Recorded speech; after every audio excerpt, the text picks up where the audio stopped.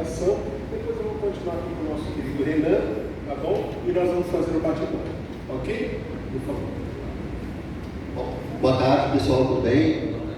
Espero que todos não tenham exagerado na feijoada, acordem, né, para a gente poder trazer uma novidade para vocês, que é sobre a ISO 42001. Quem já ouviu falar aí, pessoal? ISO 42001, Sistema de Gestão do que mesmo que a gente está falando? Qual que é o tema? Inteligência Artificial. Olha que bacana. Ela saiu no final de dezembro de 2023, não tem tradução ainda no Brasil, né? Se vocês pulsarem lá, eu faço parte lá do comitê da BNT, de ESG, e também do comitê 021, que é de tecnologia da informação, onde fica umas normas 27001, todas as normas de TIC, né? Tecnologia da informação e comunicação, e também estou participando lá da tradução da 42001, porque ainda não tem português ainda, para ver se vai estar mil por aí. Bom, vamos lá. Primeira coisa, pessoal, quem conhece de normas ISO aqui? Como que está estruturada as normas ISO? Todas as normas ISO de sistema de gestão, ela está dividido em anexo SL, ou seja, nós temos lá 1, 2, 3, um escopo, 2 referência normativa, 3 termos e definições. Esses 3 pontos só valem para conhecer a norma.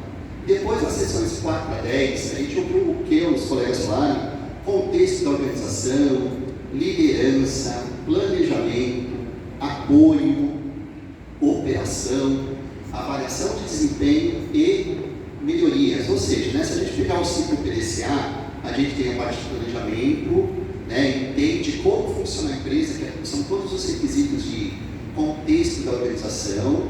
Depois a gente vai para a parte de liderança, que tem que dar apoio para tudo, senão, se for abordagem top-down, não funciona. Depois nós temos o planejamento. Então, a seção 6 de planejamento é uma das mais importantes. E nós temos, assim como a 27001, assim como a 27701, lá na seção 6 nós temos lembrando que 27701 mudou um pouquinho a nomenclatura, mas é o mesmo conceito. Lá no planejamento nós temos os riscos e oportunidades estratégicos, cada um com o seu chapéuzinho. Então, qualidades 9001, 14001, 27001, cada nome de sistema de gestão tem o seu.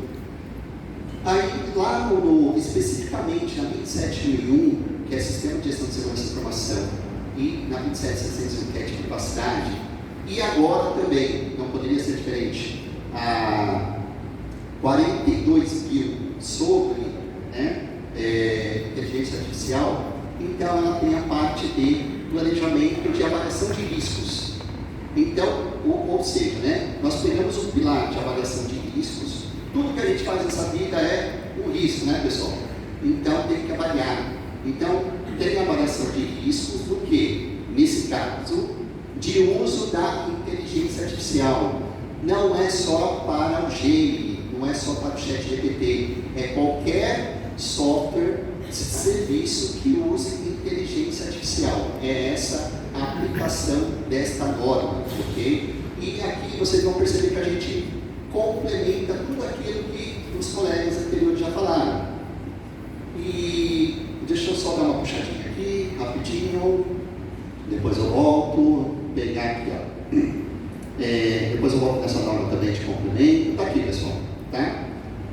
Então, essa norma aqui, cadê né? Então, nós temos escopo até a parte 10 aqui, e depois nós temos o anexo A, assim como acontece lá na 27.000 Segurança da Informação, nós temos os 93 controles da versão 2022, então nós temos criptografia, controles organizacionais de pessoas, etc. Tá? E que tem aqui nosso amigo da Baikal, que ele vai complementar, né? Eu faço uma parte, ele faz a outra, né? A principal, ali, controle. E nós temos o anexo A também aqui, que são objetivos de controle e os controles para inteligência artificial. Então, qual que é a grande sacada, pessoal? Assim como a gente apostou lá no 27701, que a gente foi pioneiro, né, na implementação, que a gente certificou quase 10 empresas aí no Brasil inteiro, e tem poucas normas, poucas empresas certificadas ainda, a gente também já começou o projeto da 42.001 lá num determinado cliente, tá? Ele pediu confidencialidade, não pediu para citar o nome. Então, o que a gente vai fazer aqui, tá? Essa norma, então, ela tem toda aquela parte de gestão da ISO 9001, né? Então, por exemplo, puxa, eu quero conhecer a empresa, contexto de organização, eu quero criar uma política entre liderança, eu quero fazer um planejamento de riscos, aí falar em planejamento na parte de riscos.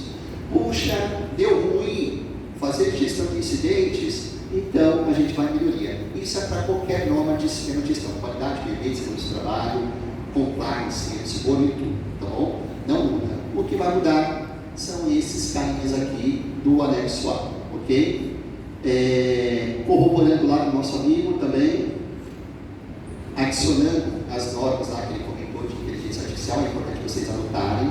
Essa daqui, ela fala sobre governança de TI, implicações de governança no uso da inteligência artificial, ou seja, eu quero falar para vocês é que uma norma nunca é sozinha. Não adianta a gente fazer algo de PO, tá?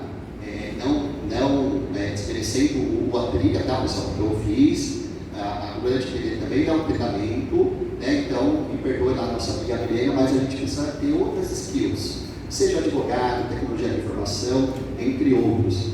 Então, é importante a gente conhecer, né, da solução completa para o nosso cliente. Então, a LGPD é dividida na parte de gestão e na parte de boas práticas. Até um comércio, né, uma padaria, que é um agente de pequeno porte, tem que a resolução 2 de 2022. No mínimo, ali tem que ter um backup, criptografia, certificado SSL, por aí vai, ok? Então, aqui não é diferente. Eu vou pular aqui direto para os controles, tá? Depois esse material vai ficar disponível para vocês. E eu vou deixar um QR Code também, a gente vai fazer um webinar sobre essa norma. Quem tiver interesse, escaneie o QR Code, tá? Então, vamos lá. Esses carinhas aqui são os controles, tá? Então, o que nós temos aqui? Lá na parte de riscos, o que muda nas normas ISO? Nós temos as partes, o planejamento, a avaliação de riscos, de segurança da informação, privacidade, nesse caso, de uso de inteligência artificial. E lá na parte 8 de operação, nós temos também a parte de operação, que é com base nesse planejamento. Então, aquilo que a gente identificou de riscos com vários, né, com base no contexto da organização, ou seja, né, alguém aqui citou o contexto, sempre com base no contexto, nunca é uma informação isolada. Então, a avaliação de riscos é feita com base no contexto da organização, né, para quem é aplicado, etc. E depois a gente faz a operação. E dentro da avaliação de riscos, uma novidade que não tem na 27001, por exemplo, é a questão nós temos os 93 controles da 27001, e lá na parte de risco é só identificando e avaliando os riscos e depois o tratamento de riscos. Aqui a gente tem a mesma coisa. A gente vai ter a identificação de riscos, a avaliação de riscos, só que tem um controle bem bacana, que é a avaliação do impacto que a inteligência artificial gera na sociedade e nos processos da organização. Vamos dizer assim, para simplificar, como se fosse um TPIA, um RPD, né, um relatório de impacto. Acho que foi Marcelo, né, quem comentou aqui, né, a questão do contexto, da avaliação do quê? Dos algoritmos, foi isso? Né, quem estava prestando atenção, foi isso que ele falou? Né, que tem que fazer uma avaliação de impacto dos algoritmos. Aqui é muito parecido, tá? Então a gente tem que fazer uma avaliação do impacto para verificar a qualidade dos dados, a responsabilização, se ele dá reprodutibilidade. Então tem uma série de controles, e esses controles são esses aqui, tá? Então nós temos políticas relacionadas à inteligência artificial, assim como nós temos a privacidade e a segurança da informação. Nós temos organização interna, para quem não conhece a 27001, é toda a parte operacional, como a gente vai operar ao longo dos processos. Nós temos recursos, puxa, que recurso eu quero? Será que vale a pena eu pagar só, acho que R$100 mais ou menos, a licença lá do ChatGPT, começar a trabalhar e não ter os demais recursos, pessoal? não ter um programador, DevOps, uma pessoa, um jurídico, que possa avaliar a qualidade dos dados, a qualidade da informação, essa reprodutibilidade que o software tem que dar, tá? Então nós temos que ter recursos. A avaliação do impacto, ele aparece aqui novamente no controle, ou seja, eu tenho que avaliar o impacto que dá na sociedade, que dá para o meu cliente, justo para quê? Já pensou? IA, a gente está associando muito ao quê? Decisão automatizada, não é isso? Né? A gente foi falado várias vezes aqui, pode dar o quê? Iluminação. Então, para evitar essas questões, nós temos que fazer a avaliação de impacto da inteligência artificial, né? Um chapéuzinho de sociedade, de cliente, tecnológico, e quais são as medidas técnicas e administrativas que a gente tem que avaliar, né? Que são os recursos.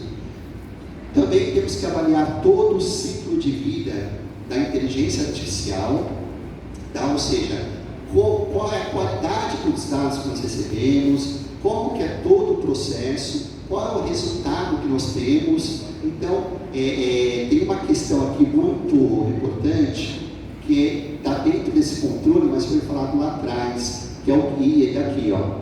Informações para partes interessadas tem a ver com o que, pessoal? Transparência, tá?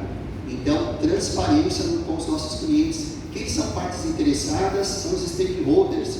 Quem são nossos stakeholders? Clientes, parceiros, fornecedores, colaboradores, acionistas, sócios, sociedade. Tá? Aqui, os dados para sistemas. Então, nós temos os dados, ou seja, preocupação com a qualidade de dados. Foi falado aqui sobre treinar a IA e destreinar a IA, né?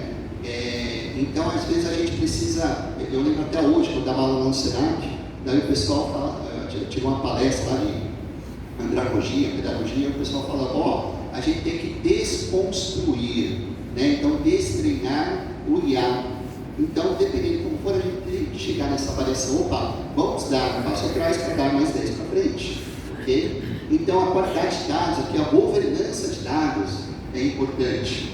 Informações para partes interessadas que têm a transparência, uso de sistemas de IA, que sistemas nós estamos usando, qual é a base, é ChatGPT, é Gemini, é alguma outra, qual é a base, como que a gente usa todos os outros sistemas envolvidos também, tá? E por último aqui, relacionamento com clientes, né, e terceiros. Então, tanto clientes quanto parceiros, fornecedores, prestadores de serviços, como que a gente vai ter transparência, tanto com o parceiro quanto com o cliente, e também como que a gente vai dar um retorno em caso de incidentes, feedback positivo ou negativo.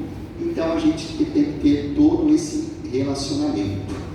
E é isso, pessoal, que eu queria apresentar para vocês, né? Então, eu estou correndo um pouquinho aqui, senão me perco o tempo, mas eu queria corroborar com todos os amigos anteriores que falaram sobre várias questões. E lembrando, né, inteligência artificial é uma ferramenta, né, não é coisa do outro mundo. Assim como entrou, está conversando com meu amigo Antônio, né, quando entrou o computador, quando entrou a internet, quando entrou isso, aquilo, todo mundo ficou de vou perder meu emprego.